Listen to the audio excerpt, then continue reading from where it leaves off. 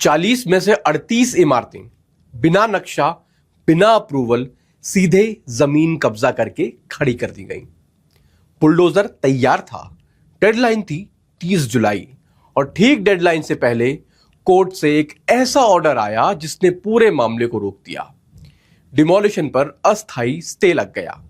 लेकिन दोस्तों जरा रुकिए, ये राहत है या सिर्फ टाइम पास? क्योंकि स्टे का मतलब ये नहीं कि गुनाह मिट गया हो।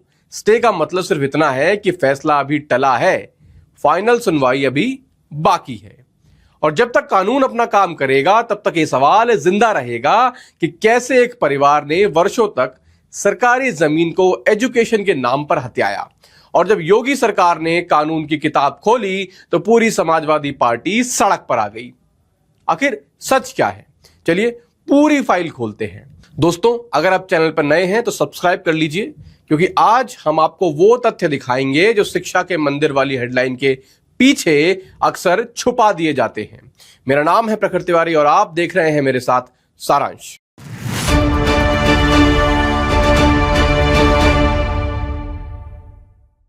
तो पहले बैकग्राउंड समझिए। 2006 में यूपी विधानसभा से एक एक्ट पास करवाकर आजम खान ने यह यूनिवर्सिटी खड़ी की, जो कि थी जौहर यूनिवर्सिटी। उस दौर में जब सपा की ही सरकार थी और आजम खान खुद कैबिनेट मंत्री थे, यानी अपनी ही सरकार में अपने लिए अपने नाम की यूनिवर्सिटी। लेकिन असली खेल यहीं से शुरू होता है। रिकॉर्ड्स के मुताबिक 2005 के एग्रीमेंट में यूनिवर्सिटी को सिर्फ 12.5 यानी 12.5 एकड़ जमीन खरीदने की ही इजाजत थी। लेकिन ट्रस्ट के पास असल में करीब 1400 एकड़ से ज्यादा जमीन इकट्ठा हो गई, यानी तय सीमा से सैकड़ों गुना ज्यादा। प्रशासन की रिपोर्ट्स में साफ कहा गया कि यह अतिरिक्त जमीन फ्रॉड तरीके से हासिल की गई थी। और यह सिर्फ इतना ही नहीं है, आजम खां पर एनिमी प्रॉपर्टी यानी शत्रु संपत्ति हड़पने का भी केस चला, जिसमें सुप्रीम कोर्ट तक मामला पहुंच गया। यानी दोस्तों जिस मंदिर की बात आज सपा कर रही है उसकी नींव में ही कई कानूनी सवाल दफन है। यह कोई राजनीतिक साजिश नहीं है, कोर्ट के फैसलों का ही नतीजा है। अब आते हैं मौजूदा मामले पर।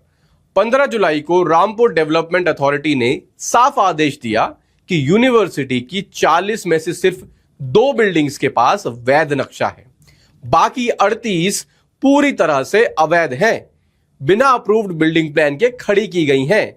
यह कोई मनगढ़ंत आरोप नहीं है, यह एक रीजनल जूनियर इंजीनियर की बाकायदा जांच रिपोर्ट के आधार पर Uttar Pradesh urban planning and development act 1973 के सेक्शन 27A के तहत जारी किया गया है और यह एक वैधानिक आदेश है।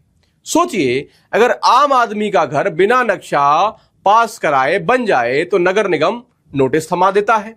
तो फिर एक ट्रस्ट जिसका मुखिया खुद जेल में बंद है, उसे कानून से छूट क्यों मिलनी चाहिए? योगी सरकार का यही स्टैंड है, कानून सबके लिए बराबर है, चाहे वो कोई भी हो। यूनिवर्सिटी प्रशासन की दलील है कि तब यह इलाका आरडीए के दायरे में नहीं था, लेकिन अधिकारियों का जवाब सीधा है कि निर्माण तो बिना किसी नक्शे के हुआ ही था। चाहे जुरिडिक्शन कोई भी हो, नियम को पीछे से बचाव का बहाना नहीं बनाया जा सकता। यूपी के माइनॉरिटी वेलफेयर मिनिस्टर दानिश आजाद अंसारी ने साफ शब्दों में कहा कि यह यूनिवर्सिटी सार्वजनिक जमीन पर कब्जा करके खड़ी की गई है, न कि कम्युनिटी की भलाई के लिए इसको बनाया गया है। आरडीए अधिकारियों ने भी बार बार दोहराया कि यह पूरा एक्शन सिर्फ प्लानिंग लॉ के उल्लंघन पर आधारित है, इसमें राजनीति का कोई एंगल नहीं है। जांच पहले हुई, रिपोर्ट आई और तब जाकर आदेश जारी हुआ। यह प्रोसेस बिल्कुल पारदर्शी है, कोई रातों रात लिया गया फैसला नहीं है। यानी सरकार का रुख बिल्कुल क्लियर है। अगर आपने गलत तरीके से जमीन कब्जाई है तो एक्शन तो होगा ही, चाहे वो नेता कितना ही बड़ा क्यों ना हो। अब बात करते हैं अखिलेश यादव की, जो अचानक इस मुद्दे पर सबसे तेज बोलने वाले बन गए। भाई साहब, अखिलेश यादव ने इस यूनिवर्सिटी को शिक्षा का मंदिर बता दिया और सरकार पर बदले की राजनीति का आरोप लगाया। लेकिन दोस्तों यहां एक बड़ा सवाल है, जब यह पूरा प्रदर्शन 12 दिन से चल रहा था, अखिलेश यादव खुद रामपुर क्यों नहीं पहुंचे? उन्होंने सिर्फ ट्विटर पर पोस्ट डाले, बयान दिए, लेकिन जमीन पर जाकर छात्रों के साथ खड़े होने की हिम्मत क्यों नहीं दिखाई? इतना ही नहीं, खुद उन्हीं की पार्टी के सहयोगी संगठन AIMIM यानी ओवैसी जी की पार्टी ने भी उन पर सवाल उठा दिए। MIM प्रवक्ता शादाब चौहान ने खुद खुलकर कहा कि यह पूरा लूप होल खुद समाजवादी पार्टी के शासनकाल में ही छोड़ा गया था और अब अखिलेश यादव सिर्फ मुस्लिम वोट बैंक को साधने के लिए इस चीज को, इस प्रकरण को इस्तेमाल कर रहे हैं और वे एक इमोशनल कार्ड खेल रहे हैं। चौहान ने यह भी आरोप लगाया कि जब आदेश आया अखिलेश यादव विदेश दौरे पर थे, यानी जब असली एक्शन का वक्त था वो गायब थे और अब कैमरे के सामने बड़ी बड़ी बातें कर रहे हैं। तो सवाल यह है कि क्या यह सच में छात्रों की चिंता है या फिर 27 के चुनाव से पहले सिर्फ एक emotional election stunt? Tazeen Fatima जो आजम खां की पत्नी हैं और खुद इस ट्रस्ट से जुड़ी रही हैं, उन्होंने धमकी भरे लहजे में कहा अगर फैसला हमारे पक्ष में नहीं आता तो हम हाई कोर्ट और सुप्रीम कोर्ट तक जाएंगे। लेकिन दोस्तों गौर कीजिए, कानूनी लड़ाई लड़ने का हक सबको है, बिल्कुल सही बात है, पर सवाल यह है कि जब सालों से जमीन के दस्तावेजों में गड़बड़ी की बात सामने आती रही तब यह परिवार खामोश क्यों रहा? अब जब कार्रवाई की घड़ी आई है तब अचानक मंदिर और अन्याय के नारे क्यों गूंज रहे हैं? छात्रों की पढ़ाई की चिंता जायज है और यही वजह है कि सरकार ने भी कभी उन्हें सड़क पर नहीं छोड़ा। प्रशासन का रुख हमेशा यही रहा कि छात्रों के भविष्य से खिलवाड़ नहीं होगी, लेकिन गैर कानूनी निर्माण को कानूनी दर्जा भी नहीं दिया जा सकता। 27 जुलाई को मुरादाबाद डिविजनल कमिश्नर की कोर्ट ने यूनिवर्सिटी को अस्थायी राहत दी है, फाइनल हियरिंग तक डिमोलिशन पर रोक लगाई है। कमिश्नर अंजेश कुमार सिंह ने कहा कि यूनिवर्सिटी के वकील की अर्जी मंजूर कर ली गई है, आगे के आदेश तक डिमोलिशन पर रोक रहेगी। ध्यान दीजिए दोस्तों, ये किसी राजनीतिक दबाव में लिया गया फैसला नहीं है, बल्कि यही तो साबित करता है कि हमारे लोकतंत्र में हर संस्था स्वतंत्र रूप से कानून के मुताबिक काम करती है और करती रहेगी। सरकार ने कभी कोर्ट की प्रक्रिया में दखल नहीं दिया है।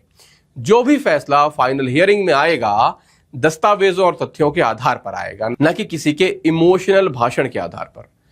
यही असली फर्क है। सपा जहां भावनात्मक नारेबाजी में जुटी है, वहीं प्रशासन और अदालत दोनों सिर्फ नियम और सबूत की ही भाषा बोल रहे हैं। दोस्तों जरा गौर कीजिए टाइमिंग पर। यूपी में 27 के चुनाव हैं, आप सब जानते ही हैं, और ठीक उसी वक्त MIM और समाजवादी पार्टी दोनों जो है ये पार्टियां मुस्लिम बैंक की राजनीति कर रही हैं। अखिलेश यादव को डर है कि अगर वो इस मुद्दे पर आगे नहीं आए तो MIM उनका वोट बैंक खिसका देगी, इसलिए इतना बड़ा शोर कर रहे हैं वो। लेकिन योगी सरकार का ट्रैक रिकॉर्ड देखिए, चाहे बिना नक्शे की मस्जिद हो, चाहे बिना नक्शे का मंदिर हो या फिर कोई भी अवैध निर्माण, कार्रवाई सबके लिए बराबर हुई है। यह सिर्फ एक धर्म को टारगेट करने की कहानी नहीं है जैसा विपक्ष दिखाने की कोशिश करता है, यह कानून के राज की कहानी है। सच तो यह है कि दशकों तक कुछ बड़े नेता अपने प्रभाव का इस्तेमाल कर नियमों को धता बताते रहे। अब जब उस पर लगाम कसी जा रही है तो उसे अन्याय कहकर पेश किया जा रहा है। तो दोस्तों ये थी जौहर यूनिवर्सिटी केस की पूरी असल तस्वीर, जहां एक तरफ कानून अपना काम कर रहा है तो दूसरी तरफ सालों पुराने कब्जे को शिक्षा के मंदिर के नाम पर बचाने की कोशिश की जा रही है। आपकी क्या राय है? क्या कानून सबके लिए बराबर होना चाहिए या फिर बड़े नेताओं को छूट मिलनी चाहिए? कमेंट में जरूर बताइएगा। वीडियो पसंद आया हो तो लाइक कीजिए, CFTV को सब्सक्राइब कीजिए और बेल आइकन दबाना मत भूलिएगा। मिलते हैं अगली वीडियो में, तब तक के लिए धन्यवाद। जय हिंद।